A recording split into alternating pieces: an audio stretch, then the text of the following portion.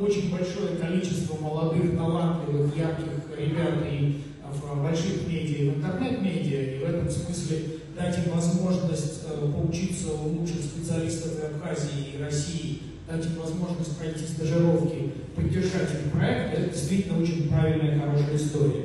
И мне очень понравилась идея ваша о том, чтобы максимально интегрироваться с гостеприимной Абхазией. Я бы, честно говоря, на все остальные проекты команды Абхазии посмотрел, потому что действительно и обучение, оно же не теоретическое, хорошо знаю работу в мастерской новых медиа, они помогают людям учиться на реализации абсолютно конкретных проектов. То есть нужно будет информационную работу провести, чтобы это были не учебные задания. Самое правильное — это действительно рассказать о лучших местах с точки зрения туристической привлекательности и этим вытащить лишних туристов на следующий год в Абхазию. И обязательно рассказать про людей, в том числе и про волонтеров, и про мастеров гостеприимства, и про новые медиа, и про бизнес, и про новых госслужащих, в том числе из команды Абхазии, которым Бадр Зурамович доверил, в том числе очень высокие государственные посты. Да?